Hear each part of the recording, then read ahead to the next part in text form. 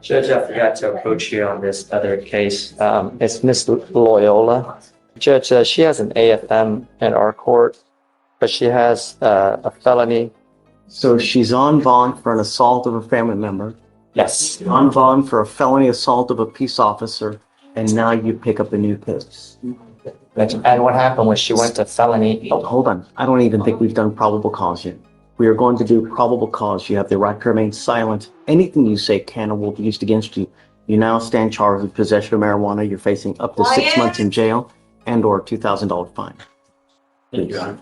On March 19th, 2025, a law enforcement officer observed a white Chevrolet Silverado ahead of him on the block 12600 block of Revoked Parkway and ran the license plate through the NCIC TCIC. Registration was shown to be expired as June 2024. A traffic stop was initiated and the law enforcement officer made contact with the defendant, the driver. The law enforcement officer observed a strong odor of marijuana, and the defendant claimed at first she didn't have anything in the motor vehicle, then confessed she had marijuana and several pipes. The defendant was detained. Probable cause search of the motor vehicle was done, and the law enforcement officer located multiple marijuana pipes. The law enforcement officer located a small bag of a leafy green substance and a black bag in the back seat. It was identified as marijuana, and the bag was within arm's reach of the defendant. Total weight of the marijuana was 0.09 ounces. Since she has a license. Yes, Your Honor. It does show being ineligible. Eligible or Ineligible. ineligible? Not allowed to drive. You will now be signing an affidavit with me today promising that you're not going to drive. I don't give a rat's behind what your excuses are. If I find that you drive, I can have a contempt hearing. You can be facing an additional 6 months in jail and or a $500 fine every time you drive. You are on bond for 2 cases. Your first bond violation report was filed in February for you not showing up for testing, and now you've picked up a new case. I now revoke your bond on the assault case. Judge, if I may. Please. She went to felony court, and she was also revoked there. She just spent probably 4 or 5 days there. Is that right? And she's out here, so. The day that I moved was, I was in jail for a traffic ticket and a big call. I don't know if you heard that, Judge, but the day that she missed court here the first time. No, I never missed the test. You missed it, that's right. She actually had texted me and she got taken into custody because of a traffic ticket. I have all that. So she was actually on her way to the testing and got picked over, and therefore she couldn't continue to make it there. So she's already been punished for bond revocation on the felony court, which she spent 5 days in jail last week. When did you get out on that? Saturday. Saturdays. And so if we take her in, I know you have every right to, Judge. It seems to me like it's kind of like a double whammy for her, especially for the fact that for that first BVR, she did honestly try to make an attempt to get there. I have the phone records for that, Judge. When someone tells me something and they repeatedly fail to recognize the conditions that we set forth, for me, it goes in one ear and it goes out the other ear. You telling me something when you get out the doors, you still do whatever the hell you want to do without regard to bond conditions in this court. I'm now revoking your bond. She goes with you. Well, hold on. I need to sign this affidavit so she's not going to drive. And then she goes with you. I'm sorry, John, but it's just one thing after the other. Do you want to go ahead and issue a new bond, or can I revisit you in about an hour to figure out what we want to do, Judge? Sure. You want to do it that way? Okay. Shh. Keep it down. We got a plea. Huh? You did? Oh, we have to wait till you give Mr. Hold on a second. You really want to do a probation with Mr. Proctor? That's what he said, Judge. You couldn't even stay out of trouble while you're on bond. Why do you actually think that you can make a probation? Yeah, I've heard that before. How many times have I heard that before? How many bond violations have we had, Mr. Proctor? You know, you can lie to me, but you can't lie to yourself. You know, if you think you're repeatedly fail to appear for court. You repeatedly fail to comply with bond conditions. How on earth do you think that you're going to be able to make probation where you have to do classes, you have to remain clean, you have to report once a month? You can't even report to court once a month. How are you going to do this for 12 months? History says otherwise, Mr. Proctor. Can we do a TRAS? Before I do anything, I don't know how to go forward with him. And I think that probably the best way to see is to have Mr. Proctor evaluated to see what conditions and what is the appropriate way to go forward, because I have no idea what's going on in your life. I have no idea what you have, and we don't want to see you fail, Mr. Proctor. We want you to leave better than you came. But just doing this right here, it's just throwing you out there to the wolves. I mean, if you really think that this is the appropriate way, you can even, while you're on bond, for a couple months, stay out. Before, I would like to have him evaluated. So what we do is we have clinicians available that can interview you, talk to you about you, what's going on with your life, what has been happening with you, how everything has transpired and how we've gotten here to this point, and to see what's the best way that we go forward.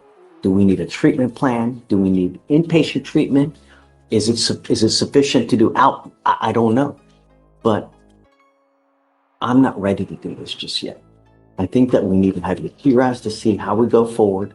Let's see what they say. And then at that point, you want to court reporter regardless, right? Oh, no, sir. No, sir. We will respectfully honor the So let's request by the court. It doesn't have to take long. I can expedite it so we can have everything done within the next couple of days. We're not talking weeks. We're not talking, so we can have everything done quick. Because I don't want you to just sit there and languish. But I need to know. The deputy, 6 felony charges, and a courtroom flooded with emotion. Yet in the eye of this legal storm, the judge speaks just 9 words. This is not an emotional process. In a case charged with trauma, survival, and public outrage, that single sentence draws a sharp line between justice and vengeance, reminding us that the law must stand firm where human emotion threatens to take over. To go forward. And this, I don't think that this is the appropriate way. If they say after we have you evaluated, if they say and they give the blessing, then I'm all for it. I want to do what they advise because they know best. Every time I have someone TRAS and I deviate from it, we pay dearly. So that's why I trust them to give us the best advice as how to go forward. All right? Give me a couple days. Let me get the TRAS done. We can come back and then we'll go forward. Okay? Thank you, Judge. Thank you. I just want to make sure I had it right. So we just want to wait for the TRAS before we do the plea. Right. Yeah, because I want to know what are the appropriate conditions that we put, because this right now, this is the type of probation that we usually do when people have, no violations or, they've been, but here we have multiple, 4 different violations from one thing or the other. So that's why. Thank Thanks. you. Okay. Yes, sir. Thank you. Hey, Your Honor. I'm approaching on Mr. Portillo Sanchez. Judge, was presumptively positive for alcohol, fentanyl, and cocaine. Your Honor, he wants to take a plea for 180 days today, which he's got 22 days credit, so. I don't know. I think the last time we had said a year, right? Yeah. We set it for trial, I think, on the 22nd-ish, and he wants to plead to 180. No? Okay. Will you accept, is there anything the court would accept? No. I'm over and over and over. And I don't know if that's what it is that's causing everything in all these cases. But I have a sneaky suspicion that it could be due to all that. You now tested positive for cocaine, fentanyl, what else? An alcohol judge. Alcohol. You're on bond for 5 different violent cases. Goes with you. I'm sorry, Mr. Portillo. What I would like to do, because obviously now we now know that there may be a more substantive issue that may be causing all this. So what I'd like to do is have him TRAS to see how we go forward. But I'm not going to just continue to take these cases where we're basically pleading guilty, throwing him in there 30 days, gets out, and he picks up another felony. We have now 4 or 5 open felonies. No, I'm not going to continue to perpetuate this revolving door of you picking up a case, getting out, picking up a case, getting out, picking up a case, and now you're testing positive. No, we will now get to the root of what the problem is and why you have 1, 2, 3, 4, 5, 6, 7, 8, 9, 10, 11, 12, 13, 14, now 15. It ends today. Goes with you? We'll have him TRAS. Let's see what it says. And then, you know, but I'm not just going to continue to do the same thing in hopes that when he gets out. So, send it for TRAS. We'll come back in a couple days, get the report, and let's see what they say on how it goes. Okay. But I'm not going to just continue to do the same thing and hope for a unicorn, because it's just not going to happen. You know? I would like to just. It's up to you. I would like. I mean, if Can. right. Let's figure out what's going on. Sure. I just want to see what option. I mean, Sure. obviously, as his attorney, I need Absolutely. to see what his options are and meet with And, him. and I don't want you to do anything you are not kosher, or not happy with, you know? Before we do anything, you know, of course I want your blessing. And if he says no to what they say, then we just go Have a try. try. And we'll go one after the other. Just be ready, please. Okay. Should we, I guess, set him like for Friday or something and see? I don't know. It's probably gonna be the process today. I don't know if it's tomorrow. No, there's no way. It's now 11:30. Till tomorrow, he's still gonna be processing. Right. So we can't start the TRAS until he's out. Latest will probably be Wednesday is when we get it done. I would say we probably will have the report. Well, but he'll be set for bail review automatically, right? For Wednesday or. But if he stays in holdover, somebody can come over there. We usually have people come here to do the TRAS here, Right, okay. here, Okay. to try to expedite it so that they don't sit there for a week or Sure. 2 weeks, you know, because we want to, it's not the idea, it's just to hold, just for the sake of holding, is to get everything done quick so you guys can make the informed decision quick. And we'll see, you know, and the idea is hopefully he's honest and then try to get to the cause because, The options. you know, before there's a murder case because he's using and he does something that's irreparable, you know? I I understand. mean, how many times have we seen it? So, okay. Thank you. Tiger. This is very much. Sorry, Judge, I just have, Man, I'm terrible. I am in this death penalty capital, so I just don't. still? Yes, Your Honor. We're 2 out of 3 weeks. I just have 4 minutes left on my bathroom break. Mr. Thomas tested. It looks like his marijuana levels are going down, but he did test positive for alcohol. I Talk talked. to Mr. Thomas. He's present, Judge. Not only have I reinstated his bond once already, but now we're working a second bond violation for it. What do I need to do to get your attention, Mr. Thomas? Got it. Yeah, right. Justin, Yes, Your Honor. what do I need to do? Put his butt in jail? I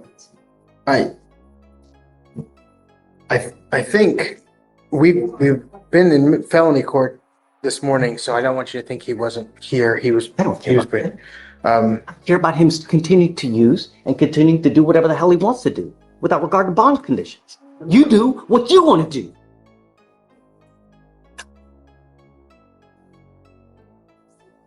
I think I have but one choice, Justin, and to just put him in jail. Judge, what do you think about some AA meetings or some? I don't think it'll When did we order him not to use? What was the last name again, Judge? This is Thomas, Mr. Thomas. Conditions were set in place on October 11th. This past October, we told him not to use.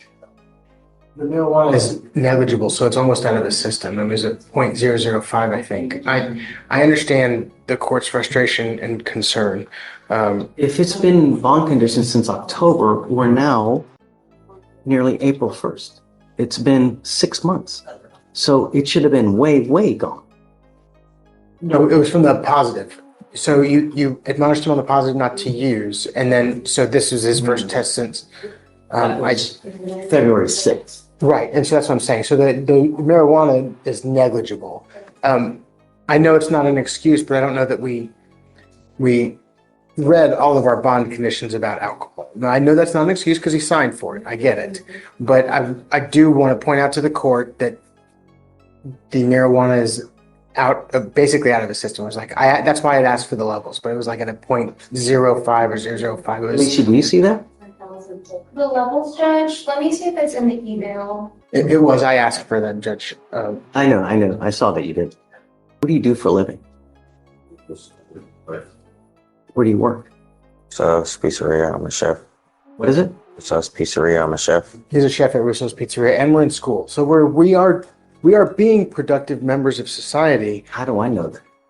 Am I supposed to take your word for it? You can take his mom's, Judge. I talk to his mom pretty much on a regular basis. Judge, now do you see that number? However, truthfully, I don't know what that means. But it is a low number.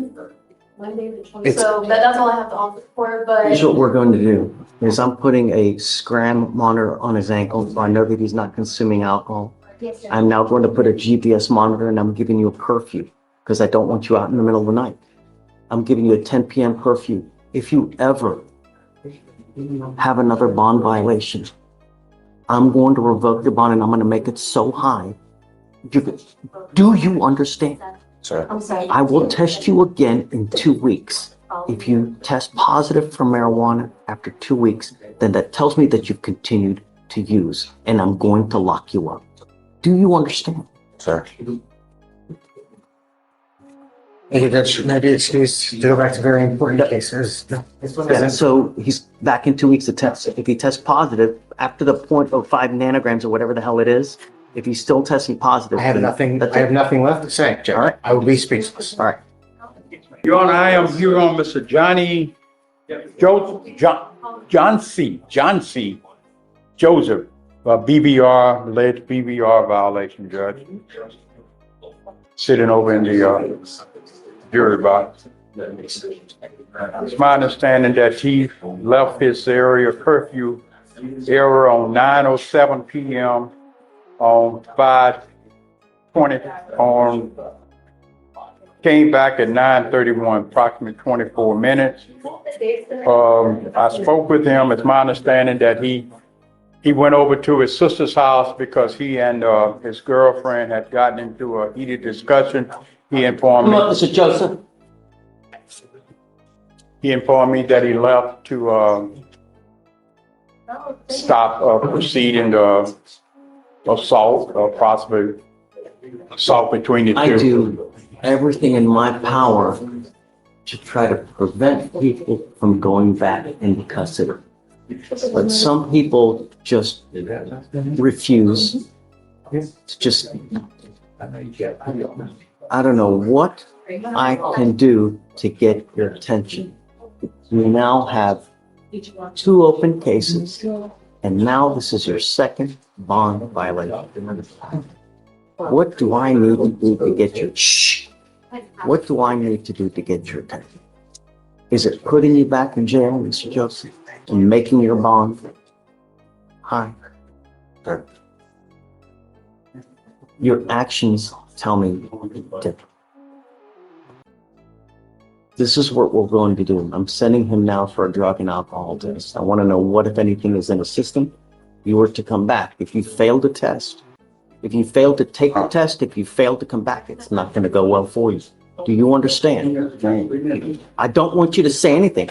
I want you to go take. I'm offended. I don't have time for police to get on my system.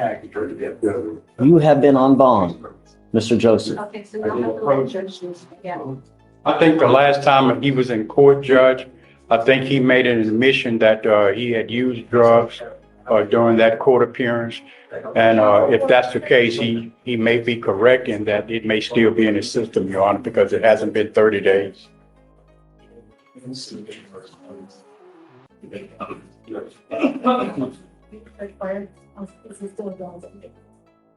The first burglary of motor vehicle has been open since June of 2024. Since that time, I have told you not to use. Hold up, did he just admit to using drugs in open court? That's a huge risk. Anything you say can and will be used against you. But his lawyer might be playing 4D chess. By acknowledging it, they're framing it as old use to avoid a fresh violation. Legal tactic or desperation, you decide.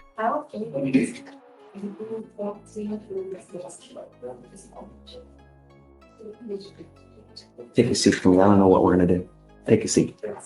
Thank you, Judge. You were here in June last year. You had a violation because you came in late then. Now we have another set of bond violation for you coming in late.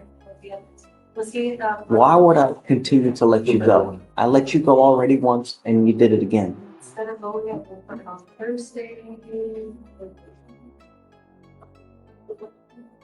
Do you see what I mean? Because me, if I let you go, then I'm telling you it's okay for you to do what you're doing when it's not. Judge, if I may, I believe that he has a legitimate reason. I believe that if he had not gone, there was the possibility that an assault or some other harm could have happened to his girlfriend. From my conversation with Mr. Joseph, he informed me that he left, and it was just for only 24 minutes. He left in order for both of those parties to cool down before a fight or an act of violence escalated between those two parties. I personally think that that was the right thing to do. Who do you live with at home? My girlfriend, but my sister stay right down the sidewalk in the same apartments. You stay in a complex. Yes, sir. She doesn't live with you. Huh? She doesn't live with you. No, not my sister. So who is the fight with? It's my understanding that it was his girlfriend. Is it the family here? My girlfriend here. So the fight was with who? It wasn't a fight. It was a words that was about to escalate into a fight, at which time he left for a cooling off period with his girlfriend. And he left. Nothing serious could have happened. I believe that was, even though it was a violation of the bond condition, I believe that it could have been worse had he not left. If you put your hands on anyone, I don't care who it is, if it's a woman, if it's a man, I'm going to put my hands all over you. You understand? Yes, sir. Nothing in this life can justify you putting your hands on anyone. You have two. I just live so the situation can cool down. You have two open cases. At all times, you need to be thinking to yourself, if I do this, what's going to happen? If I say this, what's going to happen? If you're going to antagonize, meaning if you're going to say something that makes someone flip out on you, and the laws come over, and they see you, and they look you up, 9 times out of 10, they're going to go against you. You need to be thinking of these things at all times. You get into a fight with them, in words, it's always going to end up bad for you.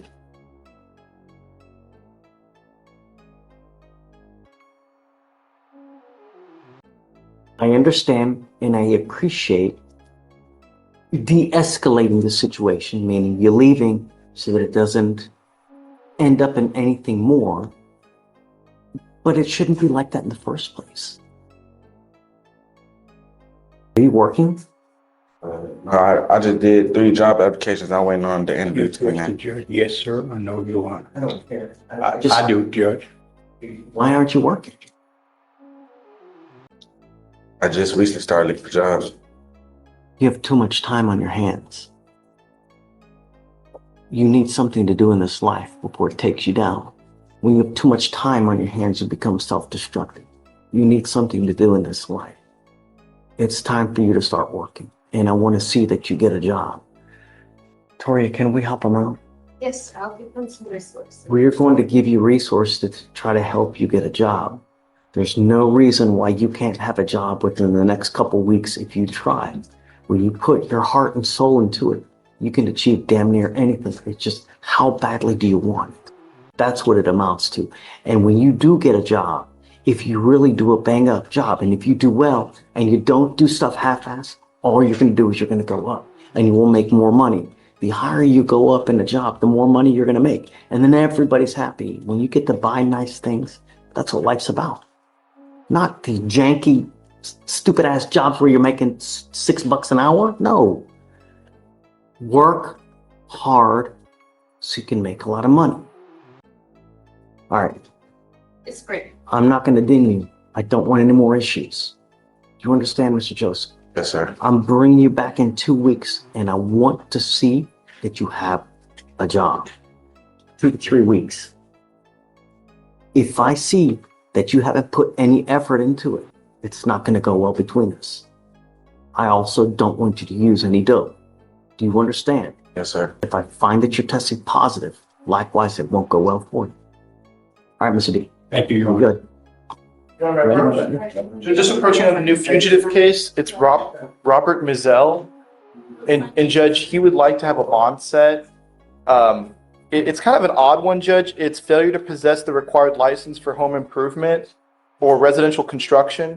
And basically, Judge, he told me that he owned a construction company, but he's totally blindsided by this charge. Good morning, Mr. Mizell. Good morning.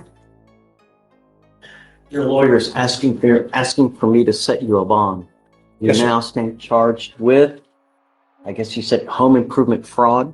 Judge, essentially, that's what it sounds like the allegation is. It's a failure to possess the required license for home improvement. I have your fraud. This was in 2020 during the 3 hurricanes that hit Louisiana. And according to City Hall, and we went down to everybody, and they said we didn't need one because it was an emergency situation. Everything was flooded and devastated, and we were just trying to help out.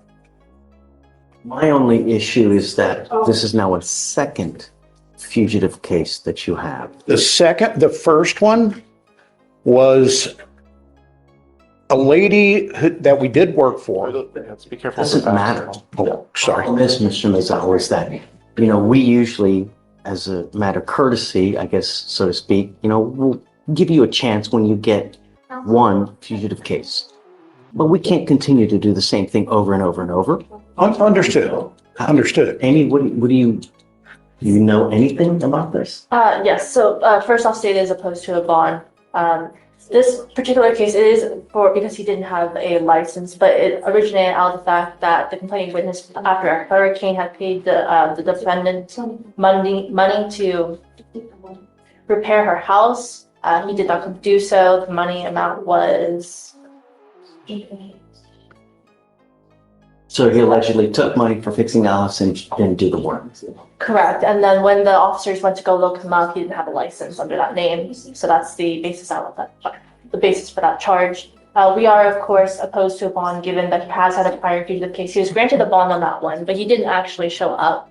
Looking back at our notes. The only reason So we gave him a bond, he bonded out and he didn't show up? No, he appeared. No. Yes, he appeared in court on that day when you guys provided him a bond. He appeared in our court here in Harris County. Okay. The only reason that case was dismissed is because I believe that the main jurisdiction in that case had recalled their warrant or something of that nature. So he didn't turn himself in? No. The lady that was charging us, I ended up paying her $21,000. And she dropped the case. How? Am I supposed to, we can't just take everybody's word for what they But say. first off, I did not know that even the warrant existed. So I had no idea. But I ended up paying the lady off. I gave her some money and said, okay, that's good, we're fine. I truly didn't think we did a very good job. Okay. You know, But may I ask you this? This is an LLC. I have a business, or had a business partner at the time. We were 50-50 in the business. I just wonder why I'm the only one being charged here. I mean, facts beyond what I would know anyways. The simple thing about it is that I gave you a bond last time. You bonded out. Yeah. You didn't show up. And now you have another fugitive case. We can't continue. I bonded out and I paid the lady off and she dropped the charges. That case was dismissed? Is that Yeah, correct? the case was dismissed. Not because he showed up like he was supposed to. I see what you're saying, Judge. He came to court on the day that he was due to go turn himself in Louisiana. I don't know, but I can't continue to do the same thing. The good news for you, Mr. Mazel, is that it's Louisiana. So we have buses coming from Louisiana probably 2 times a week. So from the time that you waive, within the next probably 2 to 3 days, you'll be back in Louisiana to be able to answer the charge. But I'm not going to just continue to give bonds on fugitive cases when you continue to pick them up. Because... Got it? Okay. Has he waived or did he refuse? To refuse extradition. Okay, so you need to decide what you would like to do.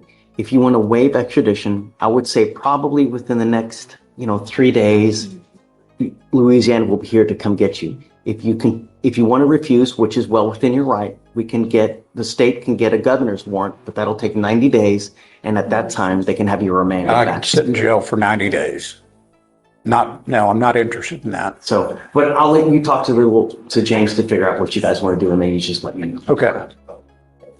Mr. D. Yes, sir, Your Honor. Your Honor, I'm trying to find out where are we with Sean Sullivan? Sorry. Yes, okay, Judge. Sean Sullivan, Judge, is my understanding. You got it. Okay. Yes, I have the case. I wanted to know, were you concerned with DVD? Did you want to get any DVD involvement? Michelle? Yes, is this the Yeah, this is the one that we were talking about. We'll let it stand. They just want to say that. Dims. So they don't have anything else to add. Okay. So I had a concern because is it mutual combat? Because It looks like from my understanding, Judge, looks like the complaining witness is the person who actually initiated the contact. She was alleged to have been lying on the couch or not dressed appropriate in the presence of 2 other male men that resided in the residence with them. And he tried to wake her up to let her know that she was dressed inappropriately. And out of slumber and sleep, she woke up angry and started hitting him, and that's when the altercation. She pops him 3 times in the mouth initially. Yes, Your Honor. And then they fight. And But there's no assault from him at that time, right? I guess they separate, they part ways. An argument ensues later. Does she go at him, and that's when he hits her? That's not what we So have. tell me that one part. What happens then? Yes, Your Honor. So it seems as though the complaining witness, she crawled into bed and was laying on the corner of the bed when,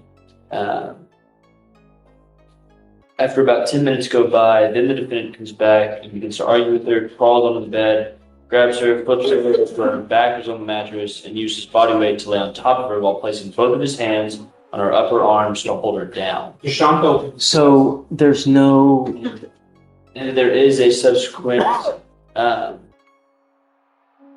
punch where the defendant uses his right hand and punches the complaining witness in her mouth, causing pain and visible injury.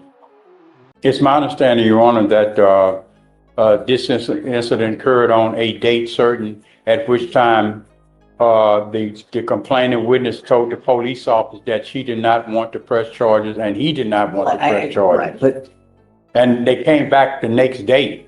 Why is it that they didn't file assault charges on her on the first? I mean, are we going here just because she's a woman? She gets a slide for getting to hit him? You know? was there, Judge. I don't know why it was. I know there was no arrest on the initial date the incident is supposed to have occurred. The arrest occurred the following day. The first date, the officers did not arrest either party, but some type of disturbance occurred the next day. Officers were called, they came in and they looked at the report and they arrested the defendant. My guess is, when I limited knowledge of intake, they probably put a call in the intake. They said, yeah, I don't know, it's just my guess.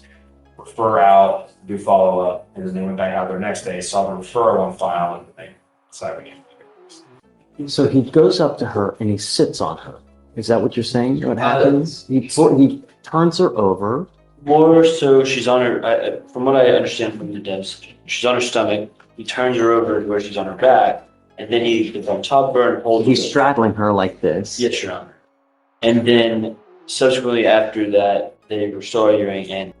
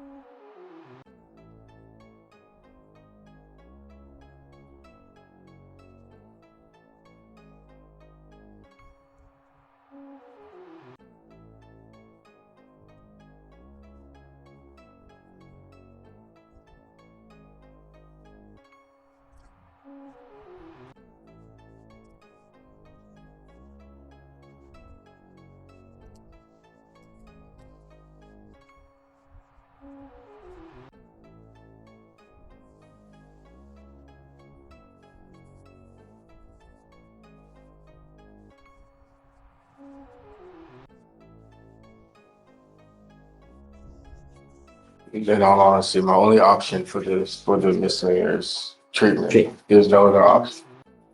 No matter what. No matter if I got treatment on my own. Really? Really? I mean, I've done it already. I've done it once. I've got behavioral treatment and I've also got mental health. Behavioral and also substance abuse treatment. Yeah. I've done both already. I want to use ours. The problem is that I cannot do anything until the case upstairs is taken care of. So we're kind of in a holding pattern until upstairs. Hopefully they will see that that's what we want to do here and they'll, but I don't know. I can't. You're not representing upstairs, right? No, sir. So we got to wait to see what happens upstairs. And then we'll just, told you, we're just going to keep doing it until it takes. Hopefully one day it does. I really don't. I don't have a substance abuse problem. I really don't. Honest to God, I don't. I've stopped. Long time ago. Honest to God, I've stopped and I'm not trying to go that path. Honest to God, I don't have a substance abuse problem issue. I've stopped. So I guess let's set it for 30, Mr. Brooker. We'll wait. Because if they take care of it beforehand, we'll see. And then if it's still set for the May 17th, we'll set it for the day after at that point. And then we'll see. Hopefully, reach out to the lawyer upstairs, let them know this is what we want to do here. Hopefully they'll see that that's what we're trying to do. And then, So basically, I'm waiting for the appellate to see what happens. Hopefully they will see what we're trying to achieve and be on the same page as us.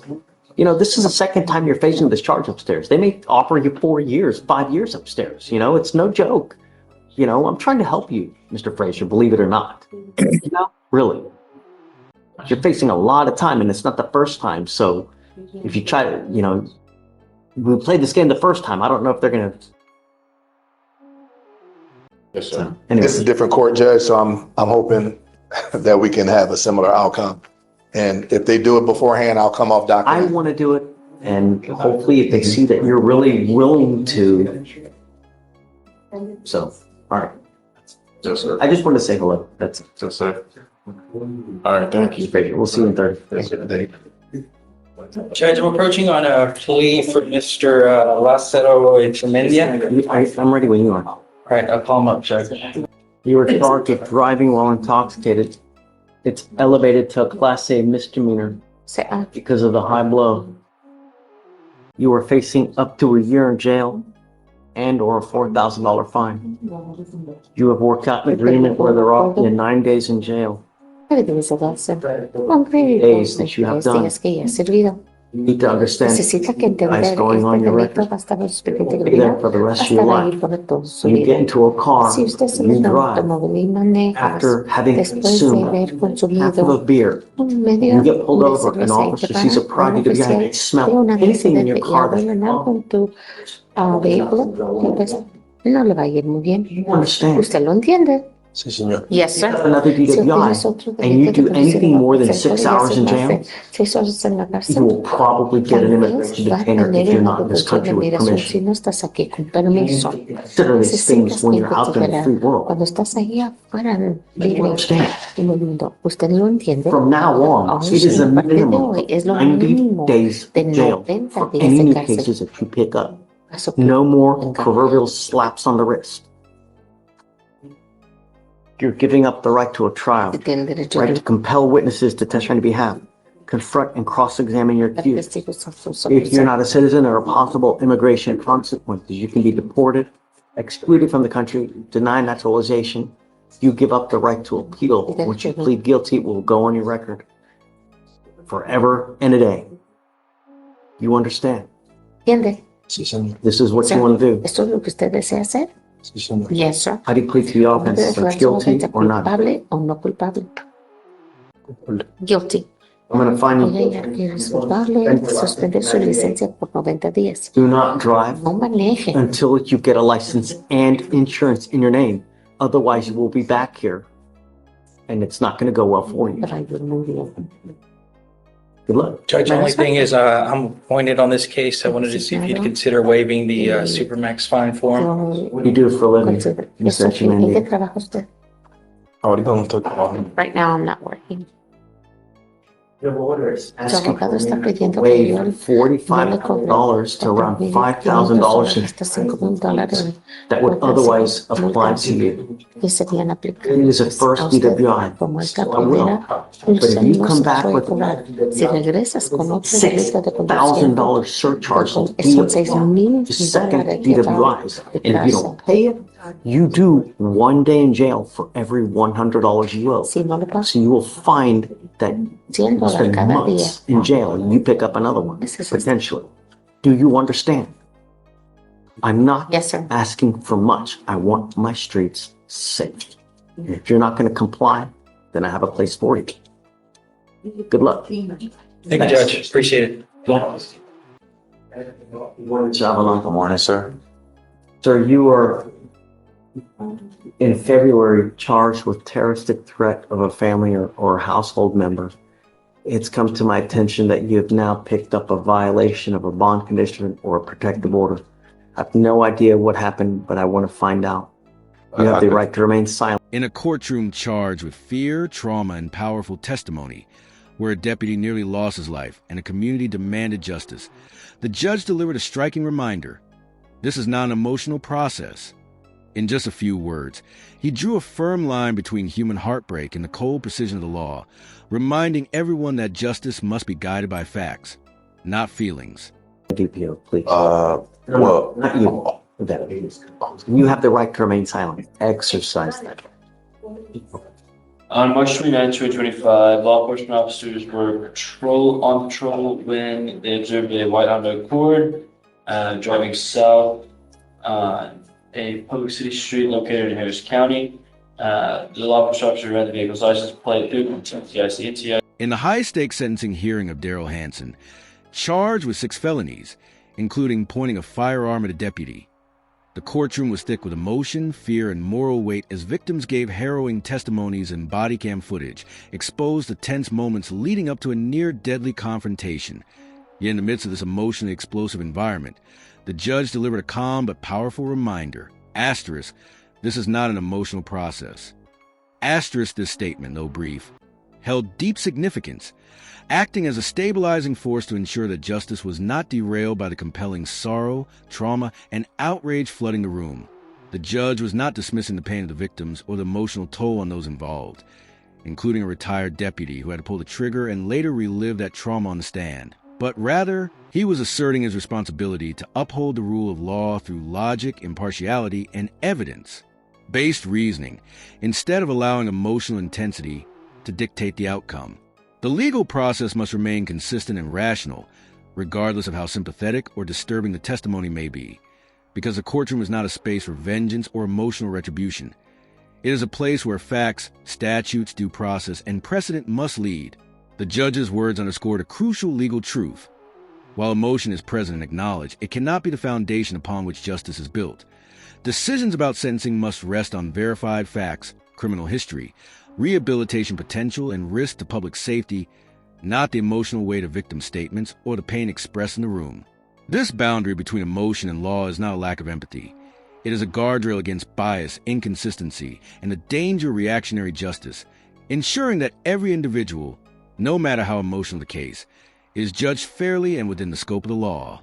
The courtroom had just heard from a neighbor who spoke of fear and sorrow, reminding everyone that defendants can be broken, not purely evil, and the retired deputy, no longer behind a badge, asked the haunting question, "Have you ever fought for your life?" A plea that demanded human understanding. But the judge, while recognizing these powerful moments, had to return focus to legal obligations. Even as the defense questioned the thoroughness of the pre-sentence investigation, and the prosecution rolled body cam footage to solidify their case, the judge had to filter every claim, every image, and every emotion through a lens of legal accountability. His statement reaffirmed that courts cannot afford to base their decisions on which side tells a more heartbreaking story, but must follow the law with consistency to protect not only this defendant's rights, but the integrity of the system itself. Ultimately, The judge's declaration wasn't cold or detached. It was necessary, ensuring that in a courtroom bursting with human pain, the final decision would reflect justice, not just emotion. And activated their emergency equipment and followed the defendant's vehicle that drove into a gas station parking lot and pulled over to stop. The law enforcement officer approached the defendant's vehicle and observed the passenger sitting in the front seat wearing a seatbelt. The defendant requested the full name and date of birth of the passenger, who identified herself as Stephanie Avalar, and that was confirmed by the law enforcement officers. The law enforcement officer also found that that Fernand came back as a protected person from a recent violence incident, and ran the identifying information of the driver, also known as the defendant, that came back under the same protective order as the defendant for that case as well. The law enforcement officers reapproached the vehicle and detained the defendant, and confirmed that one of the law conditions and the protective order was the defendant shall have no contact with the So it was just the by virtue of the, so we had issued the no contact, right? Yes, Judge. All right, so Mr. Avilar, I'm going to find that there's sufficient probable cause to go forward. You have to understand that when we have court orders, we mean it. It's not hard. You have a lawyer. When you want something changed, you talk to the lawyer. The lawyer can come to us and we hear things out and we can change things. But when you try to do stuff on your own, everything goes sideways, and it goes sideways quick, as you now know. So, in Your Honor, we will be, would like to approach off docket tomorrow to try to have the MOAP amended. The state did in fact try to call the CW, but they have not been able to speak with her to clarify that she would in fact like him to be able to come home and have contact and the like. So what happened? Terrorism threat. He appeared in PC court on February 13th. He received a PR bond, and next week he came in here for an arraignment. He appeared. He got a reset for April 23rd. Right, but I'm showing now he's bond active after the new case. Why? Did they give him another PR bond? No, this case was never. Look, it shows bond made on the terroristic threat. That's from the previous PR bond. He was never revoked after since the new case. This case has still been on bond.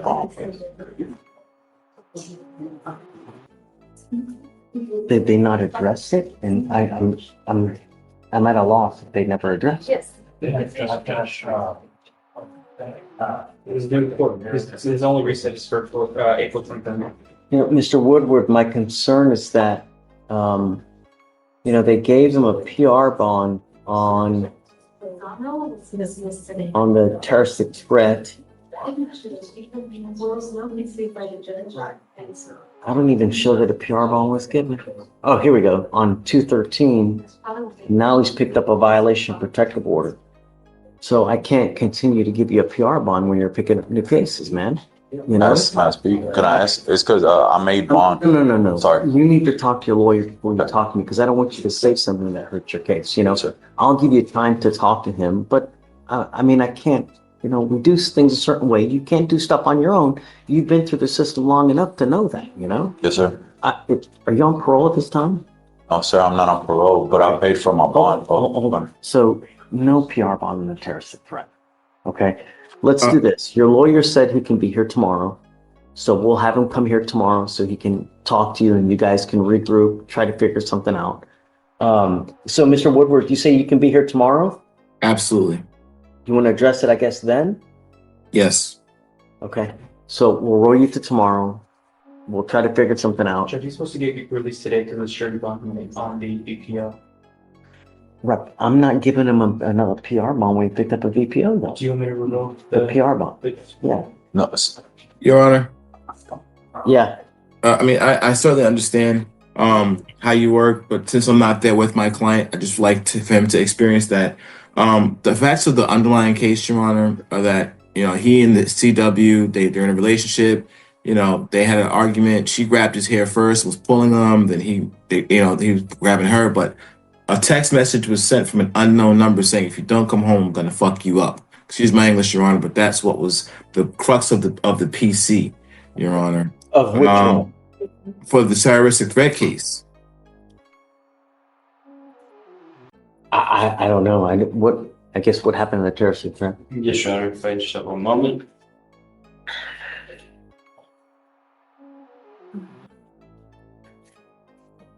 My understanding is that the CW is willing to communicate, that there was a little bit of a misunderstanding of the facts. I believe the state called her once. She said she wasn't available, but she would be if they called back.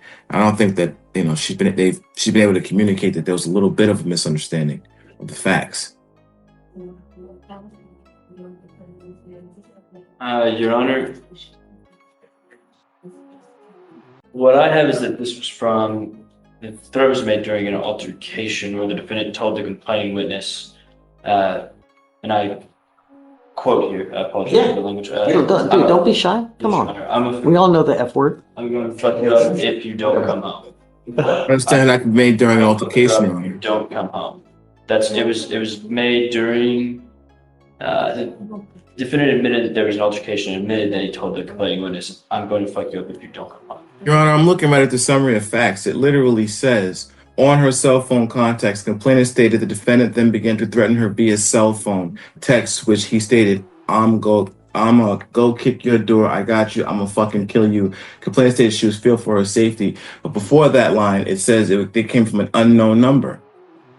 It says it in the summary. Your Honor, it is further down in the summary of facts that there is an admission. Of course, Mr. Woodward, someone can make something from an unknown number, but they can corroborate it at the same time, And I think that's what the state is saying here, that he corroborates the actual text message saying that I'm going to go fuck you up. Right? Yes, Your Honor. Yes. The problem is that we have him, he's still doing stuff on his own. I've told him not to do it, admonished him not to do it, and he's still, Yes, sir. In this life, when you do things the right way, good things happen. When you do stuff the way you want to do it, in violation of orders, and you've been through this sufficient that No, it's not the end of the world, but how do I get your attention so that you realize that we mean business?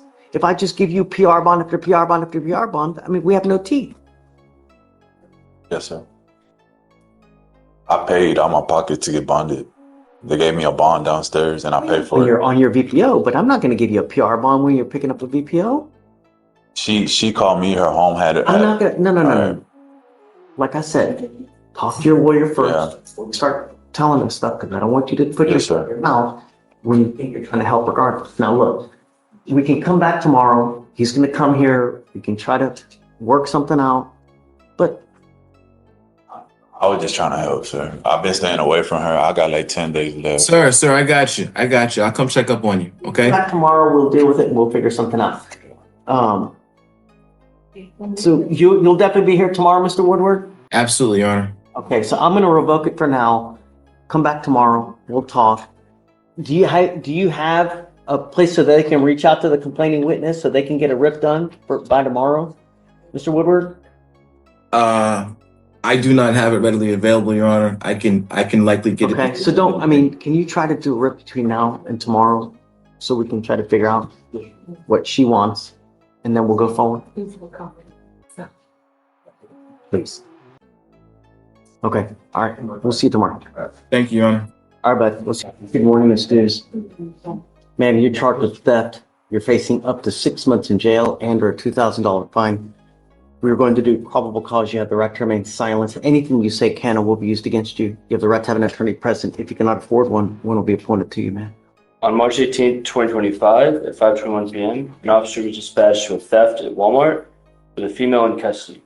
Upon arrival, the officer took custody of the female identified by her Texas driver's license. The officer searched the defendant before passing custody over to another officer. That officer spoke to the loss prevention officer, who stated he was following the defendant in the store and observed her concealing items in her purse and backpack. This was done in a blind spot of the cameras, so there were not videos. The defendant then continued shopping before checking out and paying for some items. Defendant did not pay for the items she had concealed in the bags and passed all points of sale before the loss prevention officer stopped her.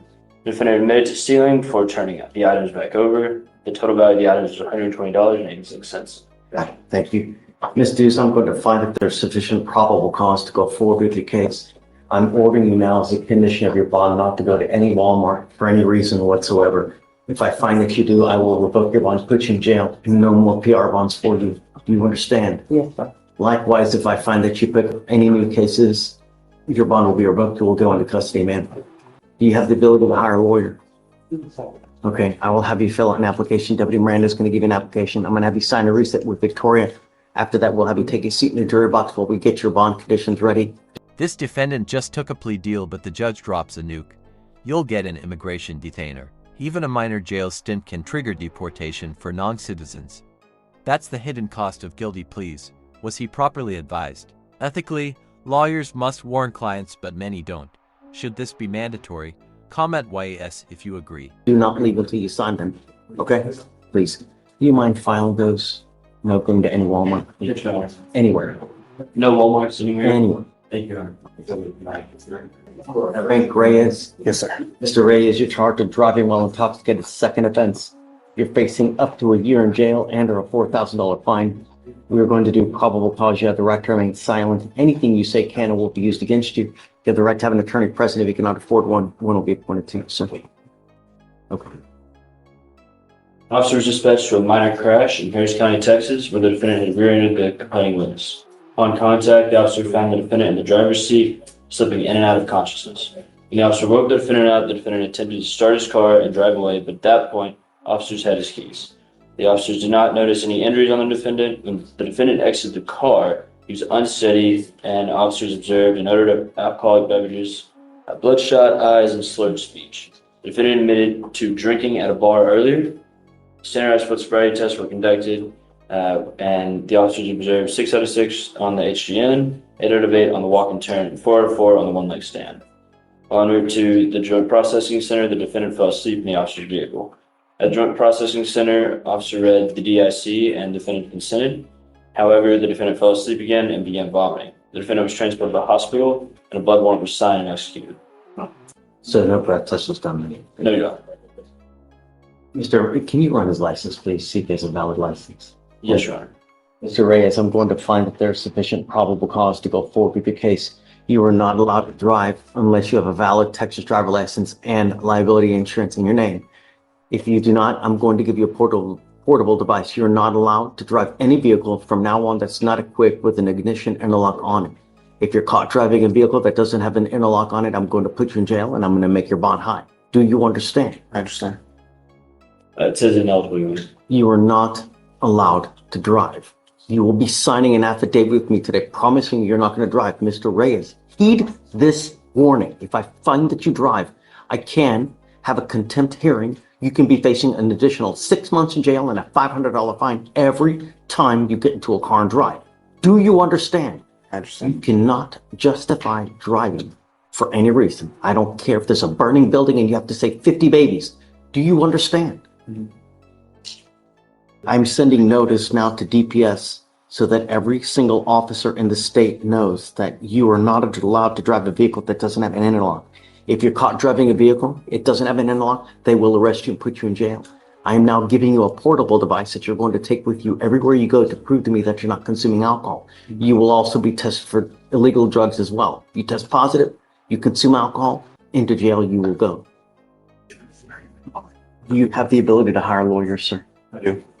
We're going to give you time. I'm going to have you come up here, swear to us that you're not going to drive. I'll get you to Victoria. We'll have you sign a reset. You will get with police for your bond conditions, and after that, you're free to go. Please don't confirm that you can. Good morning, Mr. Sullivan. Good morning. Sir, you were charged with assault with a family member. You're facing up to a year in jail and a $4,000 fine. We are going to do probable cause. You have the right to remain silent. Anything you say can and will be used against you. You have the right to have an attorney present. If you cannot afford one, one will be appointed to you, sir. Thank you, Your Honor. On March 23rd, 2025, at approximately 15:39 hours, the law enforcement officer was dispatched to an address in Harris County, Texas, in reference to a disturbance. When the law enforcement officer arrived on scene, They made contact with a witness who stated that her husband, the defendant, had been arguing because her adult daughter does not like the defendant and asked the complaining witness to pick between having a relationship with her and her grandchildren or the defendant. The complaining witness stated she decided to sever a relationship with her daughter and informed the defendant that she would be moving back to Arizona. The complaining witness stated this upset the defendant and he began arguing with her. She then expressed that she hated him, and this made the defendant more upset, and he told her to hit him if she hated him so much. The complainant stated she hit Mr. Sullivan with a closed fist on the head and face area 3 times before losing balance, slipping, and falling. This fall caused her to hit her face on their bedroom dresser. The complainant then said she got up and crawled into bed, and she was laying on the furthest corner of the bed closest to the wall and covered her body with a blanket. The complaining witness stated that approximately 10 minutes went by. Mr. Sullivan, the defendant, continued to argue with her. He crawled on bed, grabbed her, flipped her over, for her back was on the mattress, and used his body weight and then on top of her while placing both hands on her upper arms to hold her down. The complainant stated this caused her pain, and she was able to free one of her arms and use her hand to grab the defendant's genital area and making him let go of her completely. The defendant then used his right hand and punched the complaining witness on her mouth, causing pain and visible injury. The complaining witness added the fight then diminished, the law enforcement officer observed visible injuries, including large purple bruises on both arms and injuries to the top and bottom inner lip. Laser, you hearing this? Yes, Your Honor. Interesting. So she's the initial aggressor, though, correct? Your Honor. So it looks like he says, hey, hit me, antagonizing. She gets into it. She pops him, what, 3 times in the mouth, you say? Yes, Your Honor. Don't say anything. Sorry. So, Your Honor, only thing I would ask is, this is not home court's case. If we can just stand down, wait for the DVD prosecutor to be here. I don't know if he's spoken with the complainant yet, if he has anything more to add. I would just ask the court to withhold the finding until we can get the prosecutor. All right, Mr. Sullivan, just do me a favor. Will you just take a seat behind the jury box? I'm going to get, I'm going to also appoint him a lawyer, if you don't mind. I'm going to appoint him someone as well so we can do just. That's fully fine, Your Honor. Let me, and I'll email DVDs. Okay. All right. Thank you. Do me a favor. Just take a seat for me real quick, all right? All right, Judge, next is. You're Abner Guzman. Sí. Yes. Mr. Guzman, you're charged with displaying a fictitious license plate. 6 months in jail and or a $2,000 fine. We are going to do probable cause. You have the right to remain silent. Anything you say can or will be used against you. You have the right to have an attorney present. If you cannot afford one will be appointed for you, sir. Thank you. On March 24th, 2025, at around 11:20 a.m., officers were dispatched to a B&B call at 2520 Airline Drive in Harris County, Texas. Upon arrival, officers observed the defendant's vehicle parked in the west side parking lot near the fence of the Houston Farmers Market, with the front passenger window broken. Officers conducted a vehicle check on the temp license plate and returned did not match the defendant's vehicle. At 12 p.m., the defendant arrived on scene, told officers that he was the owner of the vehicle. Defendant was detained. Defendant said he had purchased the vehicle 5 years prior in Florida and paid an additional fee for the seller to change the title to his name. But the seller did not do that. Defendant stated he met a woman on WhatsApp who offered him a fake temporary license plate for $40, which he purchased. Defendant stated he had been driving the vehicle with fake temporary license plate for 4 years. The defendant was ID'd by his Guatemalan. identificado por el pasaporte de Guatemala. Mr. Guzman, I'm going to find that there's sufficient Que hay probable cause to go suficiente causa para seguir hacia adelante con su caso.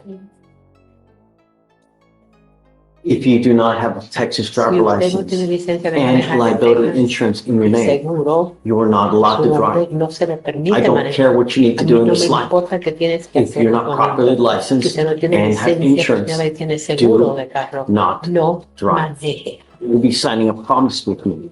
This is an affidavit that you're going to swear to me that you're not going to drive. Usted no va a You manejar. cannot justify driving for any reason. Al manejar, If I find that you do, I will revoke your bond and put you in jail. I don't know what your immigration status is, but if you're not in this country with permission and you go to jail, a la cárcel, and immigration finds you, they will put a detainer on you and you will be stuck like Chuck in there until this case is over with, and then you get shipped off to immigration. Do you understand? entiende. Yes. Do not No drive. maneje. This is the only bond condition that you have. Do not pick up any new cases as well. If I find that you're a danger to my community, likewise, I will put you in jail. You have a lawyer. Because you have a lawyer, I will waive your appearance, but it is your responsibility to stay in touch with him. If he tells me that he cannot get a hold of you because you're playing games, you're not responding to phone calls, text messages, likewise, I will revoke your bond. Do you understand? Lo entiende. Yes. Okay. I'll have you sign a receipt of Victoria. We'll have you swear to us that you're not going to drive, and after that, you're free to go. Thank you, Judge. Maybe excuse me. Thank you. Yeah, take care. Hey, Aaron Durden, bond violation report. You said bring him today. He's here. Come up, Mr. Durden. We're here on yet another bond violation report. It is now alleged that the client was instructed to install an ignition interlock device, not to tamper with the device, to blow into it. And from 2/20 to 3/20/25, you skipped 8 tests not using the device as instructed. Can I explain, Judge? Please. All those violations except one are on the same day. If you look at the photos, there's only one person in any of the photos. It's not him. He owns a company. He allowed his employees to drive the truck. They didn't understand the deal. All the other pictures show nobody in the truck. What they did, they're roofers. They just left the truck running while they were doing work to keep the climate control on. He has since clarified that. We've emailed pretrial last week asking them to try to get the photos before the violation so we could see who was actually driving the truck, but we didn't hear any response.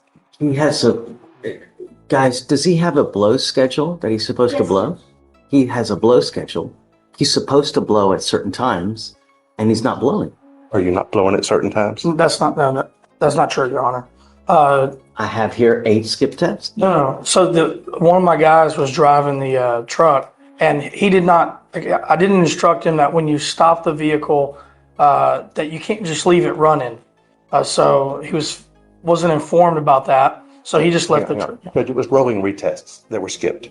That's the allegation. Rolling retests. So somebody started the truck, got out of the truck, and left it running. And it just kept saying, blow, blow, blow. If you look at the times and date, they're like 5 minutes apart for 15 or 20 minutes.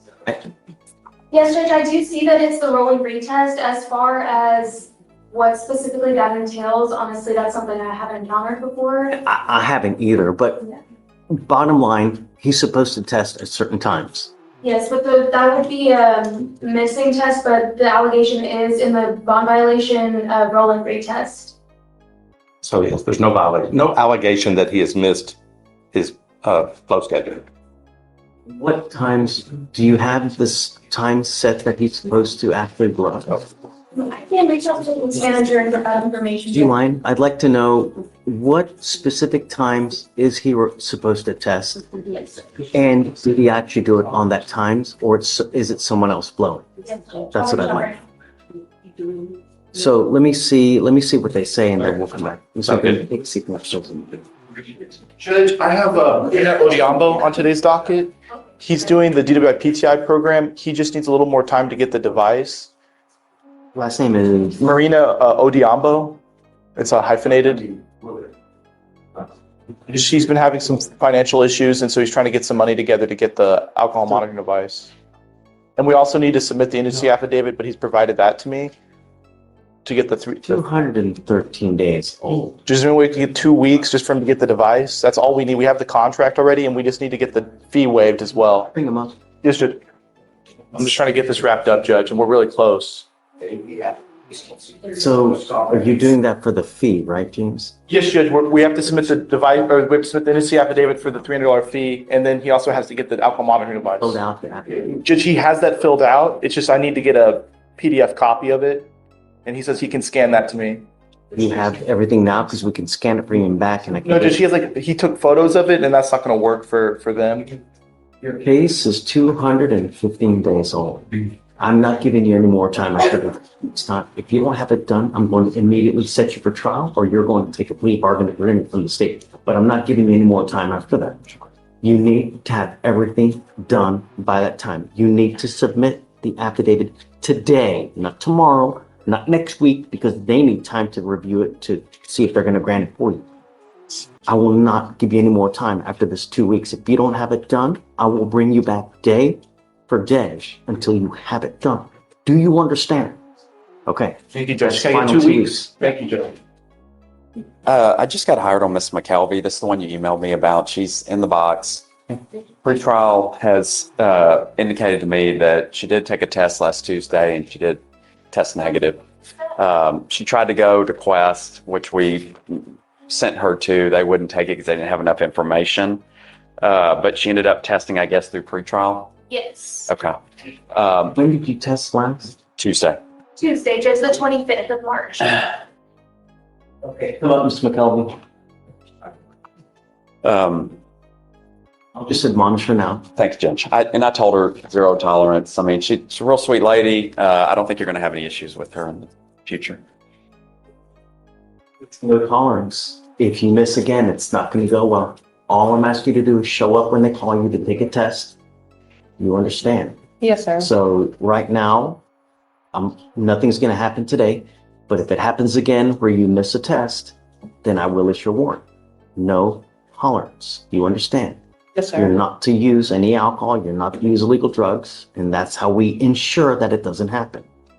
I understand. Yes, sir. Okay. All right, Carter. May she sit in the audience? Thank you. Good morning, Your Honor. How are you? I'm fine. I don't have any big problems today. Something nice. All I need is a reset for 45 days. The prosecution and I have come to an agreement. Christian Willis. The prosecution and I have come to an agreement as to the resolution of this case. He just needs about 30 days in order to. It's nearly 200 days now. What do you? What did they offer? What did they offer? We've offered a PTI now, Your Honor. And what did? I spoke to the weapon and gun safety class and a drug and alcohol awareness class, I believe. And a drug awareness class, I believe. So I'm going to give him 2 weeks to get the stuff done. 2 weeks? Yeah, it shouldn't take that long. It's a gun safety class. It's probably 2 hours. Yes. And the other class also is just a couple hours. So we need 3 weeks instead of 2? Because I still have a power. 3 weeks. 3 weeks. Thank you, Mr. Willis. Where's Mr. Willis? Come up. This is the first time ever getting in a. Mr. Willis, he has secured you an amazing deal where if you do 2 simple classes, both of your cases will get dismissed. If you do not have if you don't have them done in 3 weeks, I'm not going to take anything else. I will immediately set your case for trial. Do you understand? There's no excuse why you can't get both classes done in 3 weeks. All right, Mr. Cashin. Thank you, sir. See you. See you next time. Take care. Hey. Judge, we're here on Mr. Aziz. Newly retained on the case, Judge. Newly retained on the case. Oh, you retained? Yes. Got it. Okay, so come on up. We were waiting because he said that he hired a lawyer. We were waiting to see him. Come on up, Judge. So have we done PC on this case yet?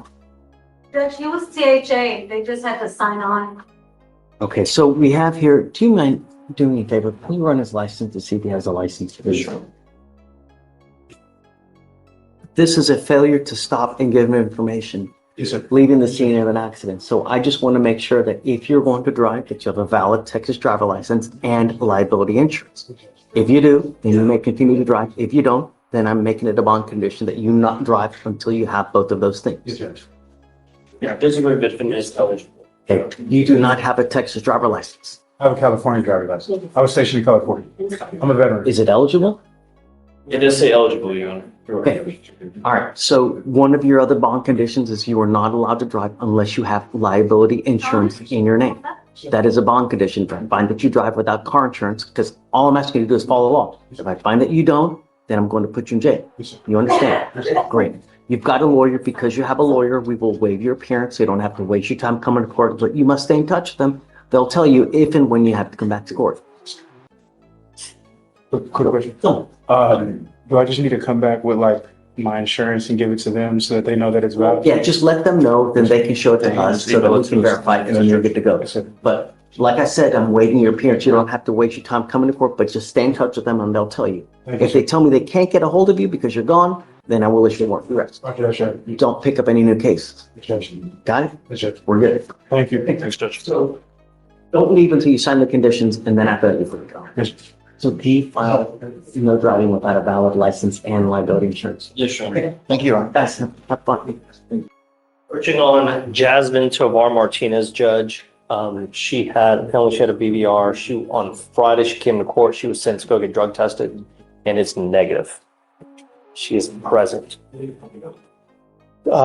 Martinez had a cause of mercy like that. That's it. That's the one. Judge, it's 254. 8319. I think it just. Ms. Tovar, come up. Did we put a scram on her? I believe that's what happened. I wasn't here on Friday. Was she the scram? Do you mind checking?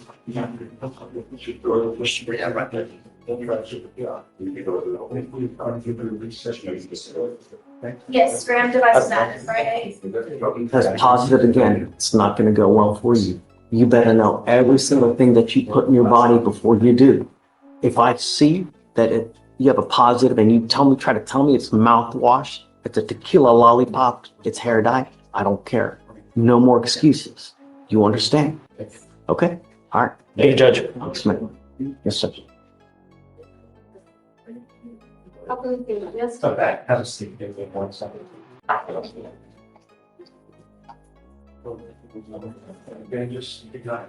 Who's the guy that took in? Mark to you. Oh, James. What was all the letters? No, I don't need it. No. So 30,006. 30,006.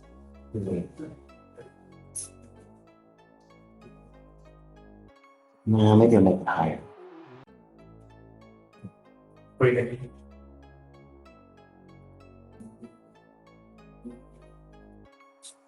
No,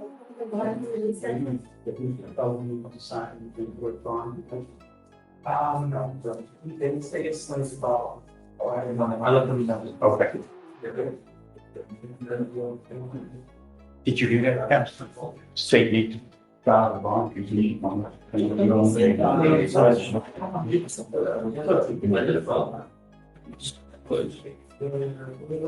In emotionally charged and highly consequential sentencing of Daryl Hansen, the courtroom became an intense arena where pain, trauma, and legal obligation collided in vivid clarity. This case included 6 felony charges, among them the terrifying act of pointing a firearm at a deputy, which not only raised serious questions about public safety, but also confronted the court with the raw human aftermath of violence. As victim impact statements were given, with one woman describing a man pacing outside her window brandishing a weapon, another reliving the terror of lost sleep and constant fear for her child's safety, the atmosphere grew heavier with grief and shock. Retired Deputy Mark Peterson, who had been forced to pull the trigger in a split-second life-and-death confrontation, stepped forward not as a shielded officer, but as a visibly shaken man, asking the courtroom and the watching audience if anyone could truly comprehend what it meant to be fighting for one's very life. Then came the prosecution's body camera footage, up-close, unfiltered documentation of commands yelled, non-lethal efforts failing, and finally the irreversible moment of a firearm being discharged. In that moment, The proceedings shifted from emotional testimonies to stark visual evidence that demanded sober scrutiny. Against that torrent of pain, fear, video, and narrative depth, the judge delivered a brief but powerful reminder. This is not an emotional process. Far from being a dismissal of anguish, this statement was a courtroom's necessary compass, grounding the deliberation in law rather than sentiment. It underscored the principle that while human suffering must be acknowledged and weighed, decisions must be guided by established evidence, statutory mandates, precedent, and procedural fairness, not by the force of empathy or outrage. The judge made clear he was tasked not with echoing sorrow, but with moderating it, distilling meaning from testimony while resisting the pull of sympathy. The defendant's pre-sentence investigation, PSI, had been debated. Defense counsel admitted they had not read every word line by line, though they insisted the core sections were thoroughly reviewed, adding another layer of tension as the court scrutinized whether full due process had been followed. The judge's reminder served not only as a directive to remain focused on legal standards, but also pointed to the critical importance of methodical preparation and scrutiny in evaluating every piece of evidence and background detail. In essence, the judge's words illuminated his role as the interpreter of law, not a vessel of collective pain, standing firm between a courtroom awash in emotion and impersonal, yet ethically necessary cadence of justice. This balance, listening to victims' trauma, navigating defense claims, evaluating violent history, and analyzing mental health context, was not an easy line to walk. It required the judge to remain steadfast amid heartfelt testimony and visceral visuals. Yet by asserting that the process was not emotional, the judge preserved the integrity of the legal system, ensuring that sentences are not imposed by public grief or personal compassion, but by reason analysis. He implicitly asked the courtroom to distinguish between the depth of the human stories before them and the legal criteria that must guide their ultimate judgment. In doing so, he prevented the proceedings from devolving into a spectacle of vengeance and instead elevated them as a disciplined exercise in accountability. Though this courtroom was heavy with chaotic trauma, the judge's statement served as a stabilizing anchor, a definitive reassertion that sentencing decisions, no matter how heart-wrenching the testimony may be, must remain tethered to evidence, the letter of the law, and the structured standards set by jurisprudence.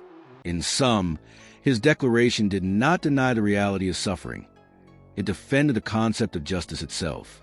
Ask ChatGPT,